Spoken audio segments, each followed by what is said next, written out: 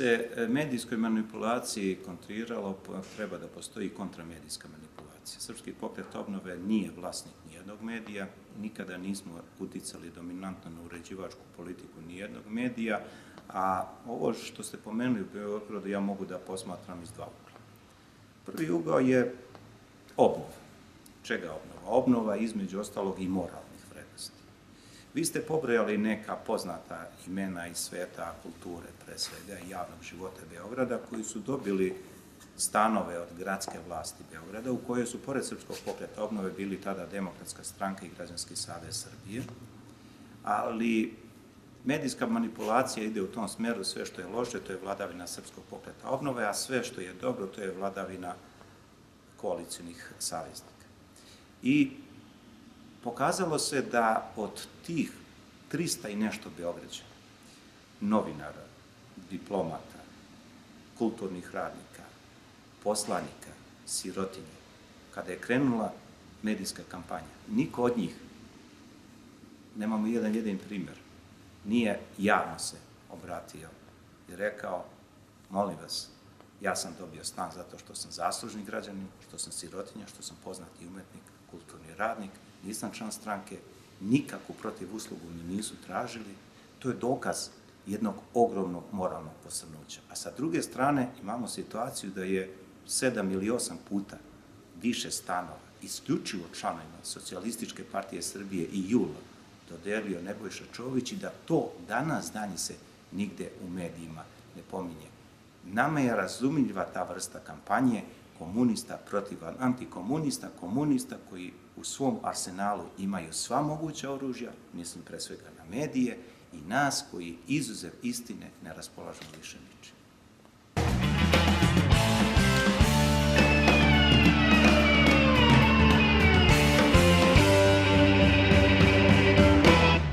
Dragi Gavre, vi ste pomenuli možda i ključno pitanje šta odlučuje rejting političkih stranaka u Srbiji.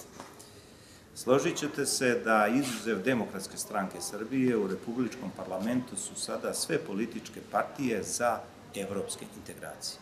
Znači za ono protiv čega je većina političkih partija bila do 2000. godine, a zašto je Srpski pokret obnove bio od svog osnivanja. Da je po pravu, pravdi i moralu to bi bila najveća politička podrška u biračkom telu Srpskog pokreta obnove zbog pobede politike Srpskog pokreta obnove. Ali sa druge strane imamo i jedan takođe fenomen. Srpska radikalna stranka je 2008. imala skoro 45% glasova. Do 2012. ništa nisu promenili u svojoj politici, da bi 2012. bili ispod cenzusa. Oni su takođe ispod cenzusa ostali zbog doslednosti svoje politici. A onda druga politička stranka, mislim na Srpsku naprednu stranku, koja je promenila za 100% svoju politiku, umjesto da bude kažnjena od biračkog tela, ona je bila pobednik na zadnjim izborima i njihov predsjednički kandidat, koji je sada i predsjednik države, zahvaljujući tome što je za 100% promenio svoju politiku, je postao predsjednik države. To je sve moguće uz pomoć medija, novca i interesnih grupacija koje imaju svoj interes da forsiraju određenu politiku i određenu političku stranku, da nameću zaborav i da zatrpavaju istinu.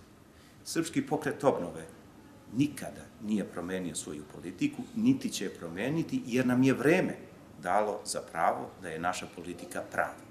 Sada su svi došli u brazdu Srpskog pokreta obnove, na politički teren Srpskog pokreta obnove i mislim da je ovo vreme velike reafirmacije i satisfakcije politike Srpskog pokreta obnove, a ja sam pokušao samo da vam ukažem na nekoliko podataka i činilaca koji određuju rejting političkih stranaka i molim vas da i vi o tome razmislite.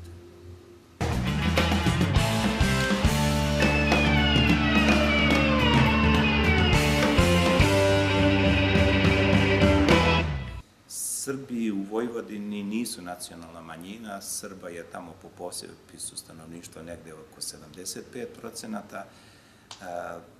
Srpski pokret obnove ono za što se zalaže i naš pokrajinski odbor i politička stranka je za još veći stepen autonomije Vojvodine zarad njenog snaženja i još većeg razvoja. Sa druge strane, draga Jovanka, treba podsjetiti da je Vojvodina jedan dobar primer multietničnosti i tolerancije. I bez obzira na povremene kafanske ispade u Temeri, oni su pre svega benigni, stepen prava nacionalnih manjina u celoj Srbiji, a posebno u Vojvodini je, čini mi se, na evropskim standardima i tako treba da bude.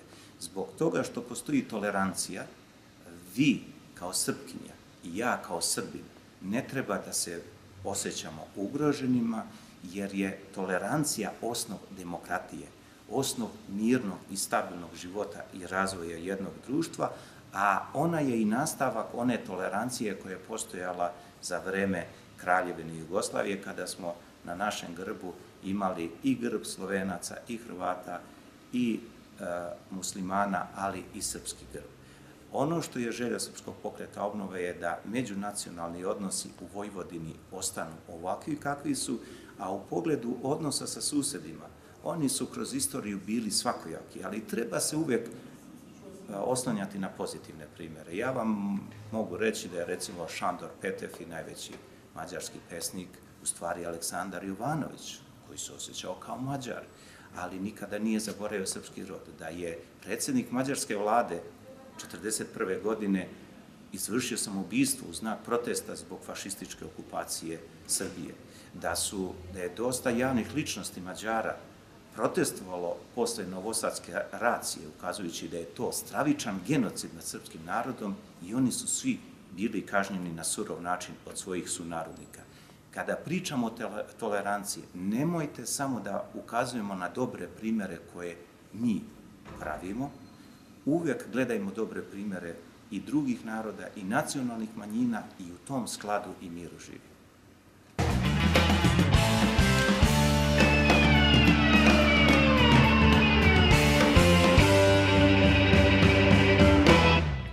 Draga Silvana, vaša pitanja su jako interesantna.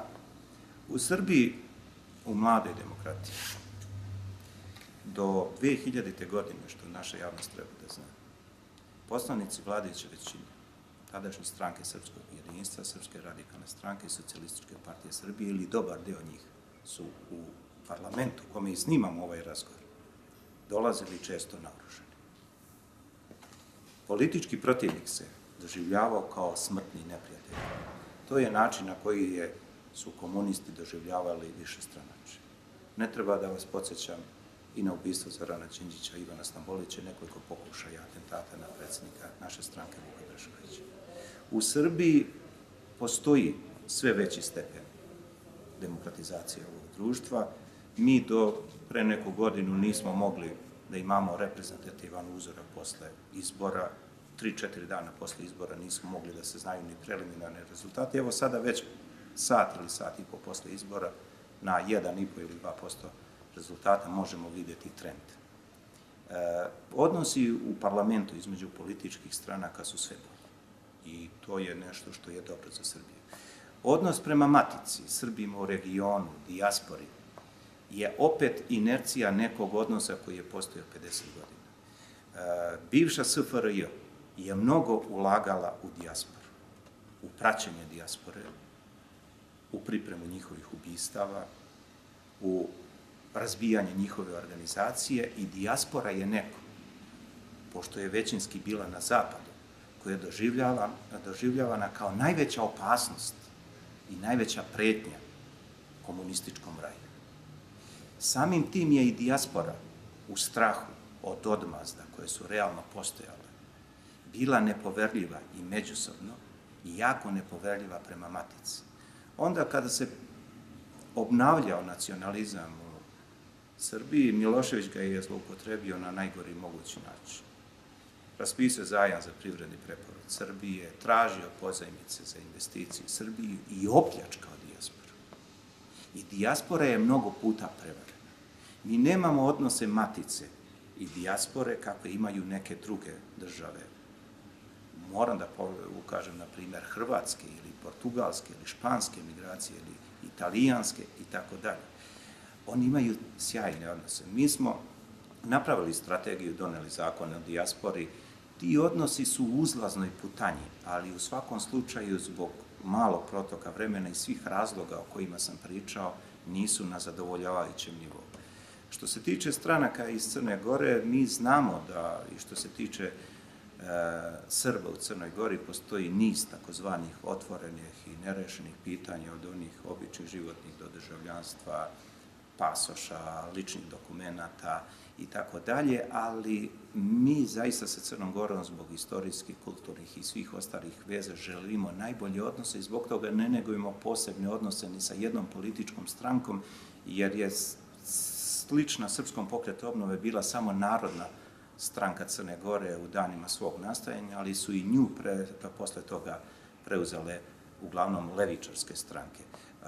Srpski pokret obnove želi, kažem, ne samo sa Crnom Gorom i srpskom manjinom u Crnoj Gori, već sa svim Srbima u regionu i u dijaspori najbolje moguće odnose, ali oni su decenijama sistematski rušeni i sasvim bi bilo nerealno očekivati da ćemo ih mi tek tako učiniti zdravim.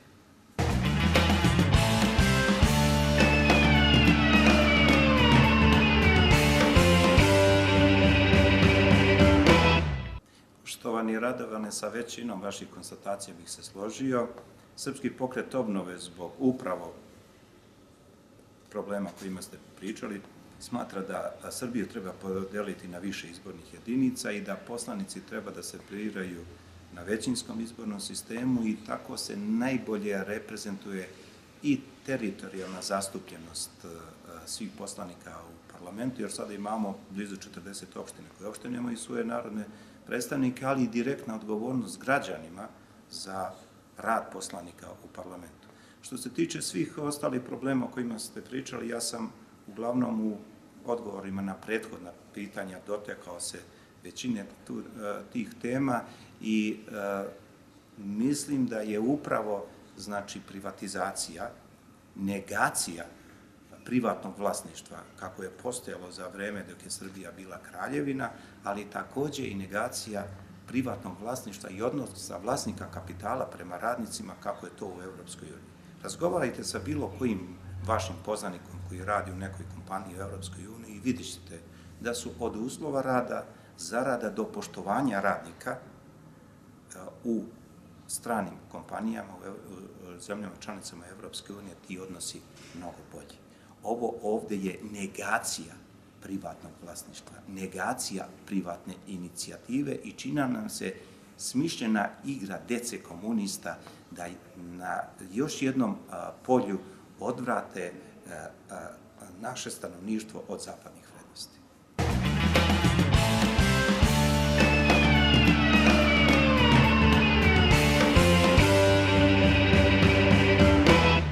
Predsjednik Skupštine grada Kragujevca Saša Milenić je, koliko znam, imao neku vrstu prepiske na svom Facebook profilu i ja sam deo te prepiske video u medijima. Ne znam celu prepisku, zbog toga nismo ni reagovali, ali Srpski pokret obnove želi da ukaže od početka da ne treba, a svi su sva prethodna gospoda koja su postavljala pitanje ukazivali su na mnoge probleme u našem društvu. I onda mi ne treba da krijemo te vrste problema. Treba da ih lociramo i treba da ih otklanjamo. Ono što ja sigurno znam, to je da je Srbija kao pobednica u Balkanskim i Prvom svetskom ratu srušila 3 carstva, ali nije srušila ni jednu bogomolju. Nije pogazila ni jednu veru. To je bila ne samo moralna zakletva roditelja vojnicima kada krenu u rat, nego jedna opšta atmosfera u društvu. Skoro je bila repriza filma Marš na Drinu i možete vidjeti jednu scenu gde se jedan srpski vojnik hvali kako je jednom Čehu, koji je bio u Austro-Ugarskoj vojsci, uzeo čizme, a Čeh stoji u nekom blatu. Oficir je rekao da mu smesta vratiš čizme, on je ratni zarobljenik, da ti ja ne bih sudio. To je bio odnos dok je Srbija bila zdrava i normalna država i prema ratnim zarobljenicima i prema svemu ostalom. Nažalost, posle Drugog svjetskog rata jedini rat je postojao na prostorima bivše Jugoslavije. Za razliku od Drugog svjetskog rata, gdje su i ustaše i muslimani mogli genocid u opštem haosu da izvrše nad srpskim stanovništvom, a da niko na to posebnu pažnju ne obraća, jer je haos bio na sve strane. Sada su kamere bile uključene na prostorima bivše Jugoslavije i dnevno pratile ratna zbivanja i mi smo, odnosno oni koji su u ime Srbije želeli da vrate za genocid u Drugom svjetskom ratu i u Prvom svjetskom ratu, čini nam se to uradili na najtrapaviji način, na najsramniji način i na način koji nije u duhu srpske istorije i srpske tradicije i koji je pre svega nas najviše koštao.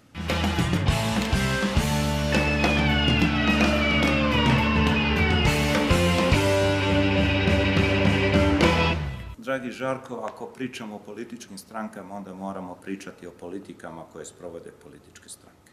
Tačno je da je Srpski pokret obnove, kad je pravio političke saveze od Deposa 1, Deposa 2, koalicije zajedno, savez je pravio na taj način što smo koalicijnim partnerima davali prazan papir i tražili od njih da upišu koliko žele da imaju poslanika, odnosno mandata u Narodnoj skupštini. Sve što su upisivali, nismo potpisivali. To je bilo zarad višeg cilja, zarad interesa da se što pre zbaci Milošević i da se što pre normalizuju odnosi u državi.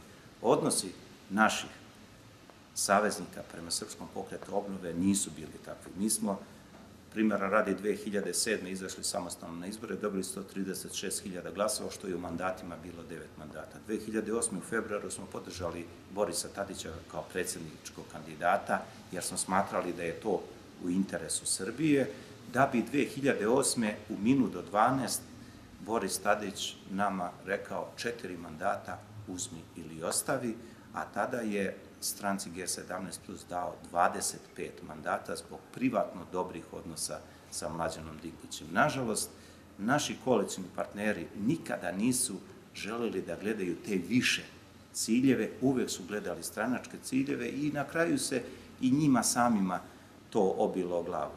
Da je suditi po politici, da je suditi po onome kakvu politiku zastupa i sadašnja vlada i prethodna vlada, da je suditi po onome što su socijalisti i radikali promenili svoju politiku, što je Demokratska stranka Srbije promenila svoju politiku, jer je do 2008. bila za evropske integracije.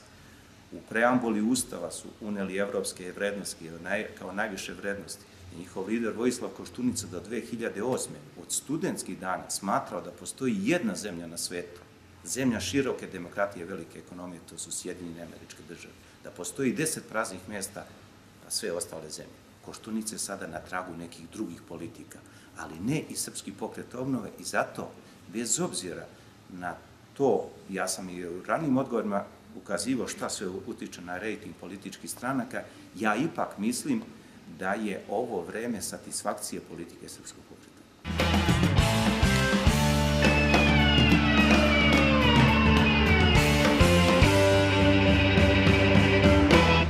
Dragi Žarko, nema promjene pravca. Ako pogledate Srpski pokret obnove, vidjet ćete da je Srpski pokret obnove, program Srpskog pokreta obnove, da smo i dalje za monarhiju, ali s tom razlikom što prestolonaslednik, s kojim smo u najboljim odnosima sa njegovom porodicom, nije prestolonaslednik Srpskog pokreta obnove, već i Socijalističke partije Srbije, Srpske napredne stranke i svih političkih stranaka.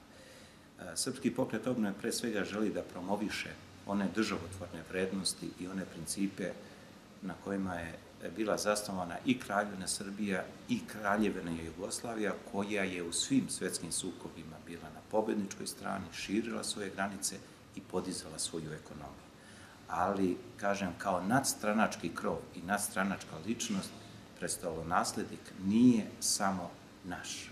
On je svih građana Srbije, a da polako zri svest kod svih na političkoj sceni Srbije, dokaz je i skorije poklonjenje moštima kralja Petra II. Karađorđevića od strane predsjednika vlade socijaliste Ivice Dačića, što je jedan pokazatelj neke spremnosti na pokajanje. Pre toga smo ovde dopremili i princa Pavla Karađorđevića, čija je rehabilitacija doživjela i sudski epilog. stižu i ostali Karađorđevići i opet pobeđuje politika Srpskog pokreta obnove, s tim, kažem, da svest o značaju Karađorđevića neko ima na početku, neko je ima sada, a neki će je tek imati.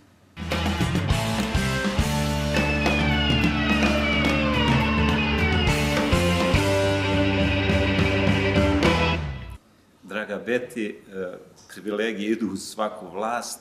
Ja ove statističke podatke koje ste vi izneli o polovini vlade i ministarstava zaista nemam. Srpski pokret obnove se zalaže za tradicionalne porodične vrednosti. Mi smo ovih godina i vodili kampanju Prvo porodica. Mislim, pošto vi živite u Americi, da je tamo porodica sa porodičnim vrednostima podignuta na najviši pijedestal, da su oni u tom pravcu pravi puritanci, da je tako i u zemljama Evropske unije, jer bez stabilnosti porodice nema ni stabilnosti nekog društva. Nećemo se zalagati za izmenu zakona o porodičnim odnosima, a te izlete iz brakova i tako dalje, ne znam, možda ih ima u vladi, možda ih ima i u biračkom telu i u stanovništvu, ali u svakom slučaju to je moralno pitanje, to nije pitanje koje zakon treba da reguliše.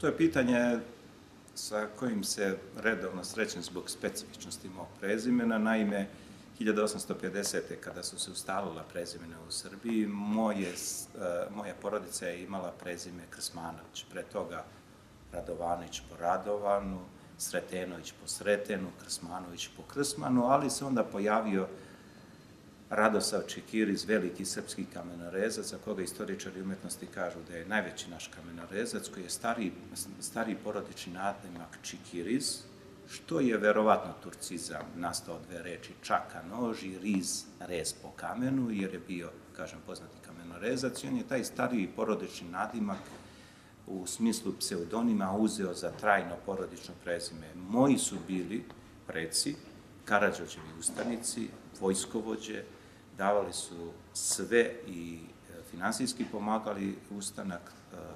Cela porodica je bila na Karađorđevoj strani i Radosav Čikiriz je baš za jednog našeg pretka napisao na jednom belegu da je sopstvenom krvlju 3 puta Isusovu zemlju pokropio za slobodu i otečestvo.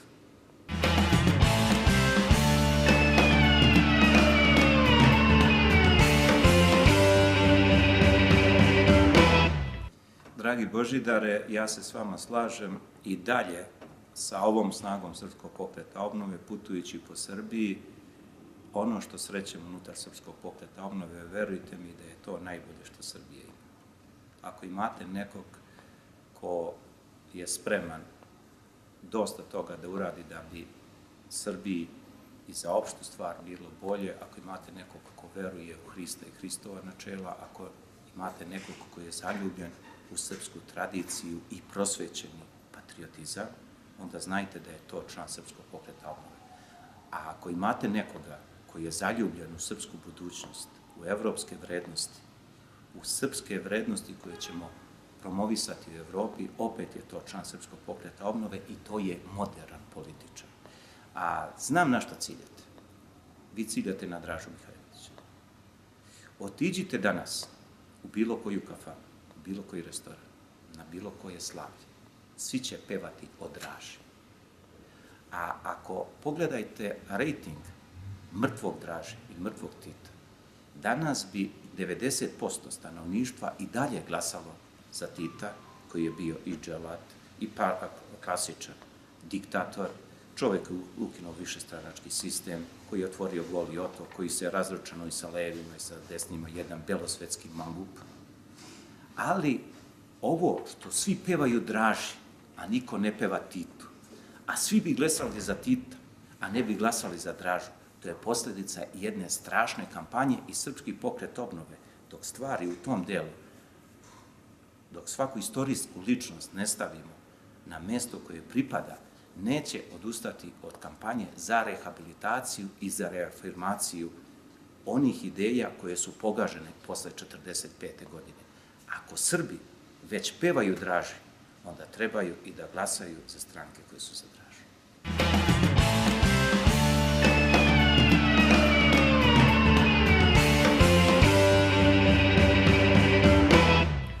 Draga Ana, eto, takli ste me. Mnogo volim da čitam, pre svega klasike domaće i svetske književnosti, volim antičku filozofiju, a s obzirom istorijske knjige, ali s obzirom na moja iskustva i intelektualnu radoznalost, i čini mi se da su mi dosta jasni društveni trendovi i čini mi se da su mnoge zaista istorijske prekretnice nastale upravo zbog psihološkog profila ili karakterologije ličnosti, da li je to kralj, vladar, predsjednik, nebitno je. U zadnje vreme sve više čitam psihoanalitičare i na podlozi toga želim da vidim kad je neko ko odlučuje o nečemu, mogu da predvidim kako će u datoj situaciji da se ponaša. Teško je iz svega toga izdvojiti zaista ono što je najznačajnije, ali Viktor Hugo i Dostojevski su mi onako prirasli za srce što se tiče svetskih klasika, što se tiče naših, naravno da su to Andrić, Meša Selimović, Pekić i Danilo Kiš. Najdraže su mi knjige uz sve naše klasike, uz romane gospodina Vuka Draškovića, ipak dve knjige od našeg akademika, nekada i poslanika Deposa, gospodina Slobodana Selenića, to su Timor Mortis i Očevi oci. Slušam sve, ali najviše klasike roka, teško je u svemu tome izabrati najbolju ili najdražu pesmu, jer po meni, ja se slažem s onim mišljenjima, da je dosta toga dobrog snimanog i snimljeno i što se mene tiče ne mora ništa više da se snima, ali evo da odgovorim na to pitanje, recimo neka bude Magija ljubavi od grupe Eurythmics i Annie Lennox.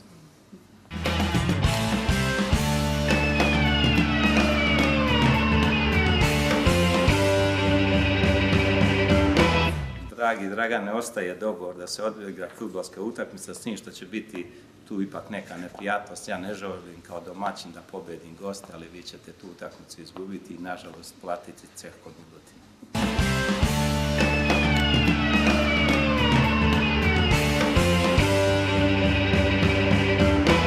Pa možda postoji neka vrsta otklona, jer Srpski pokret obnove ne samo da ima političku motivaciju, ima i neku vrstu moralne motivacije.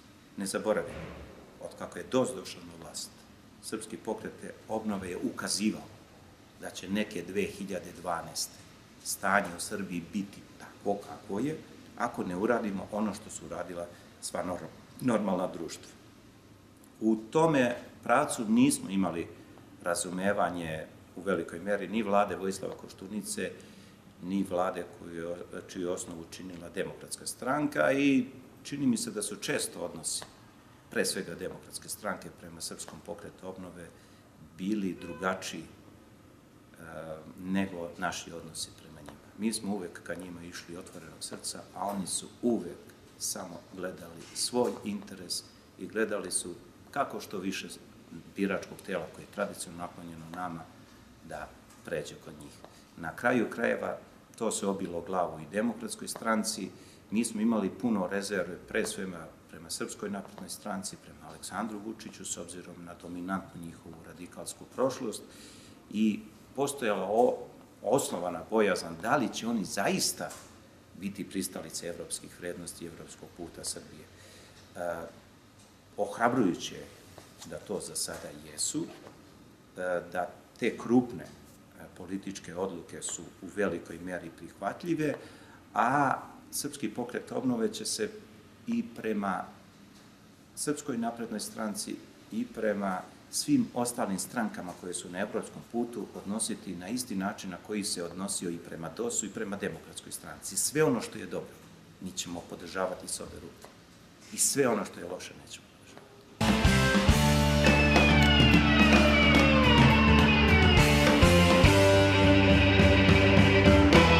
Draga Nevena, možete očekivati istinu i uvek istinu i jasne odgovore na sva konkretna pitanja koja opterećuju naše društvo.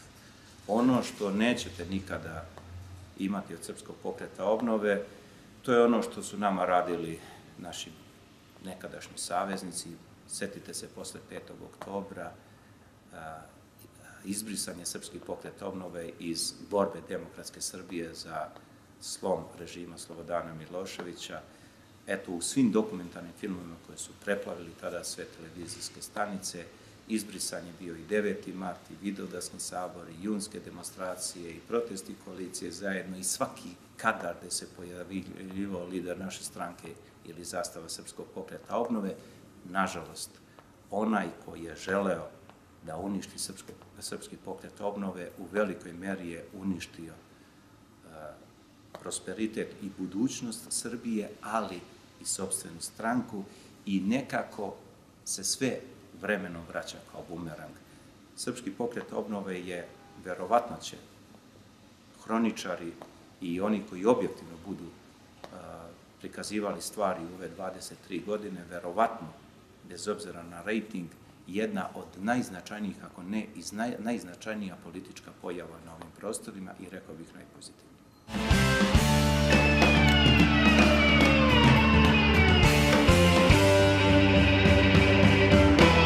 Dragi Nikola, naša stranka nema stav, ali ja mogu da iznesem svoj lični stav koji je takav kakav je. Fudbalski savez Srbije je klasičan, par excellence primer stanja netaknutog u našem društvu. Znači, tu nikakvih bitnih promjena nije bilo ni u Fudbalskom savezu, nastavilo se sa negativnom selekcijom. Zadnji primjer koji smo imali gospodina Antića, koji mislimo na fudbalsku reprezentaciju, vratio je parolu srce na teren, imao sjajne rezultate, onda rezultati nisu odgovarali onima koji su ga postavili, brzo su poveli kampanju protiv Antića i dovodili, čini nam se, sve lošije od lešije. Mora korenito da se promeni stanje i odnosi i ljudi u Fudbalskom savezu i da se privatizuje i profesionalizuje naš sport koji potresaju afere za aferu. Sve dok tako bude, mi ćemo u tom pravcu tonuti sve više i čini mi se da ovakva kakva je, sa ovakvom organizacijom, možda i bolje da fudbalska reprezentacija ne ide na mundijal, da nas tamo ne bi sramotili.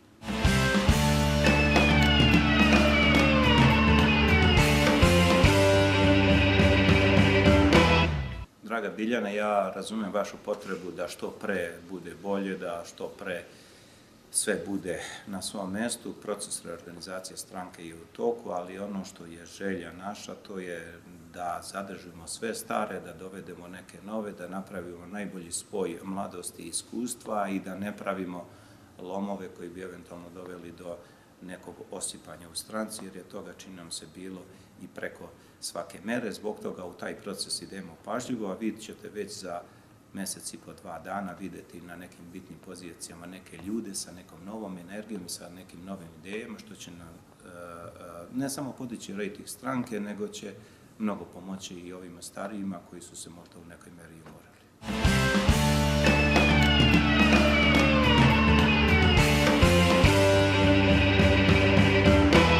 Dragi Dule, onda kada većinsko raspoloženje u Srbiji bude takvo, što se tiče Srpskog pokreta obnove, želeli smo da bude što pre.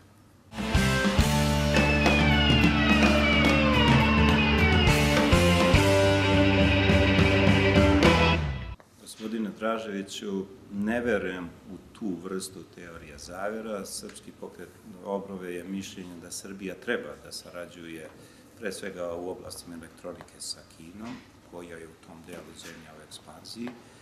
Što se tiče energetskog sektora, znate da naša energetska stabilnost najviše zavisi, pored naših izvora energije, od gasovoda iz Ruske federacije i u tom smislu mislimo da je naša zemlja uradila dosta toga dobrog, a ne zaboravite, Nemačka je zemlja broj 1 u Evropskoj uniji. Ako mi smatramo da je dobro sarađivati na ovim poljima sa Kinom i Ruskom federacijom, nema bojazni da zbog čega treba sarađivati sa Nemačkom.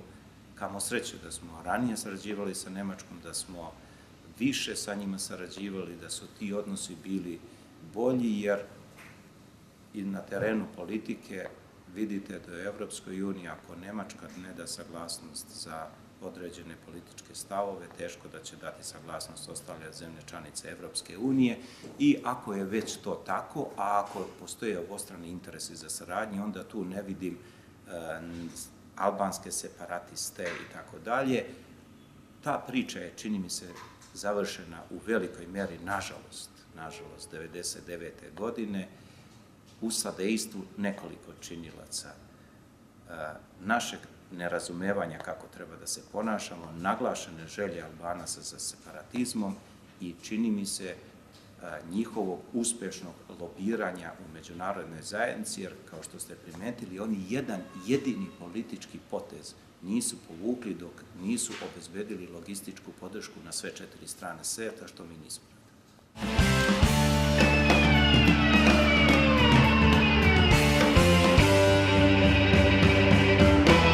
Poštovani Slavko, nikome mi nismo prodali naše mandate, naši mandati su i dalje mandati, a mandati Srpske napredne stranke su njihovi mandati. Srpski pokret obnove je u Novom Sadu, to vi treba da znate, u izuzetno dobrim odnosima i sa Nenadom Čankom i sa Ligom socijaldemokrata Vojvodine. Ono što je tačno, to je da smo mi najveći deo naših političkih procena i odluka donosili uz poštovanje i uvažavanje mišljenja naših koalicionih partnera, da tu nismo imali prepreke, da je možda unutar Lige socijaldemokrata Vojvodine postojala su različita razmišljanja i posljedica toga je odlazak gospođice Aleksandre Jerkov u Demokratsku stranku. Srpski pokret obnove je bio svestan tih turbulencija u okviru Lige socijaldemokrata Vojvodine, ali ono što želim da kažem, to je da mi sa Ligom socijaldemokrata Vojvodine imamo najbolje moguće odnose. Mi smo procenili, i naš pokrajinski odbor i odbori u Novom Sadu i Zrenjaninu, da veće poštovanje u političkom smislu i svakom drugom imamo od naših novih koalicionih partnera. Nismo često bili ni minimalno poštovani, pre svega mislim na Demokratsku stranku u Novom Sadu i u Zrenjaninu, i Srpski pokret obnove nije mazohistička stranka.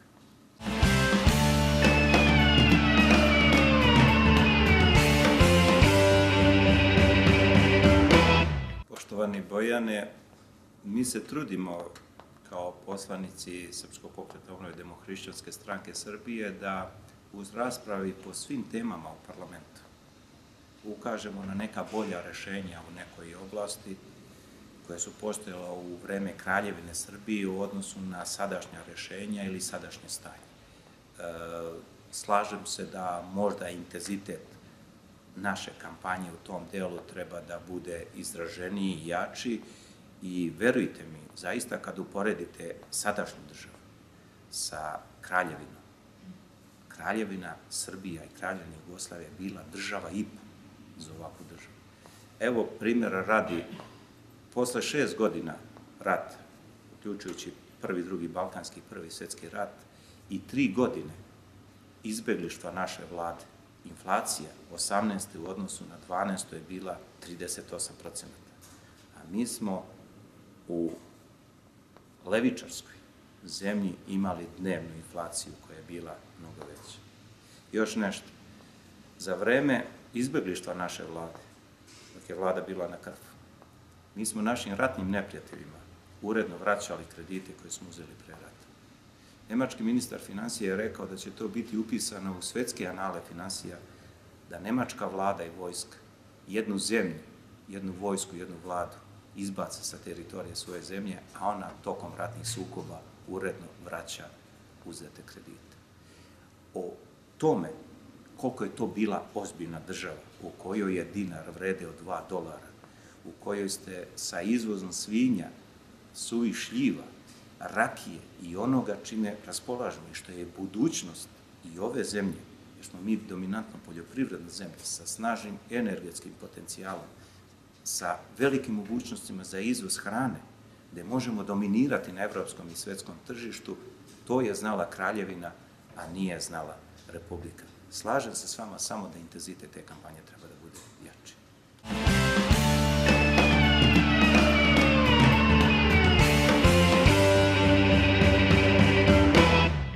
Dragi Žarko, to je sve posljedica onoga o čemu sam pričao, posljedica jednog organizovanog sistema zaglupljivanja stanovništva u kome imate stalno, i mi smo o tome pričali nebrojeno puta u parlamentu i u kampanjama, stalno sistematsko zaglupljivanje sa, pre svega mislim na televiziji, na štampane medije, sa naslovima od kojih se normalnom čoveku kosa diže na glavi, sa televizijama s nacionalnim frekvencijama koje promovišu vrednosti, Luda kuća, Farma, Trenutak istine, Veliki brat i tako dalje, a sa druge strane jedan nefunkcionalni obrazovni sistem, jednu propalu privredu. I šta su radile sve zemlje i svi vladari, sve vlade u uslovima krize, lošeg stanja u državi?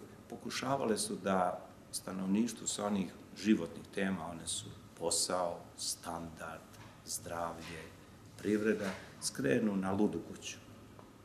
I da onda pažnja stanovništva treba sa osnovnih egzistencijalnih problema da bude usmerena u tom pravcu. Srpski pokret obnova je jedna od retkih političkih stranaka koja je uvek forsirala, čini nam se, prave teme. Prave teme za budućnost ovog naroda su da li ćemo imati posao, kakve će biti plate, kakve će biti penzije, kakva će biti budućnost omladine, kakva će biti zdravstvena zaštita, kakva će nam biti industrija, kako ćemo hranu jesti, kako će biti stanje životne sredine, a to su sve visoki standardi Evropske unije kojima mi težimo.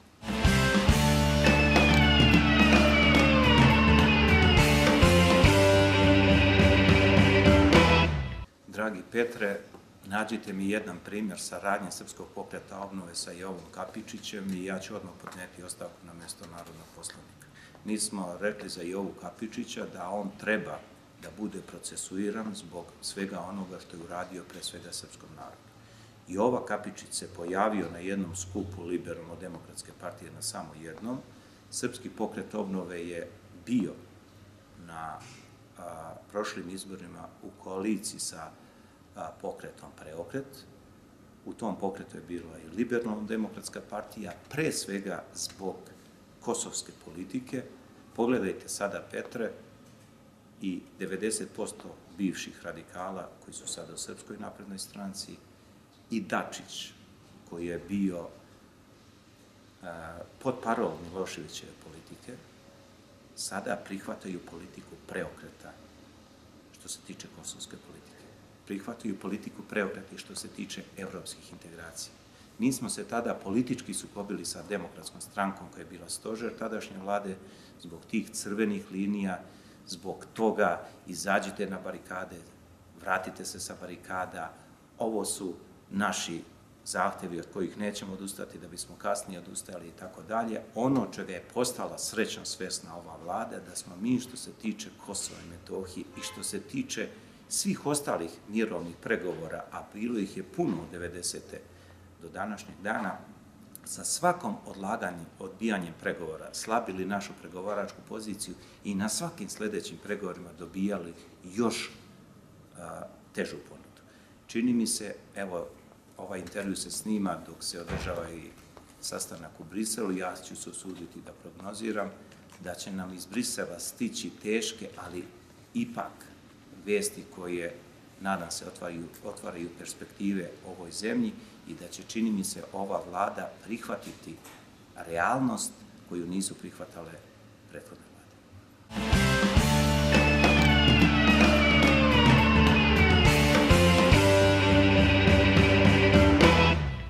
Normalno je da, pored borbe vlasti i opozicije, stalno postoji borba između saveznika za zauzimanje što većeg terena, što većeg dela kolača, i to je sasvim normalno. Ja budućnost Srpskog pokreta obnove vidim u našoj politici.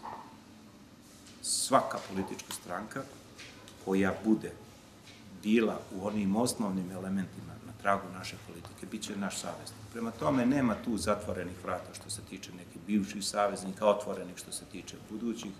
Ona su podjednako zatvorena i podjednako otvorena za sve politike, ali ono što je Srpski pokret obnove uvek opredeljivao.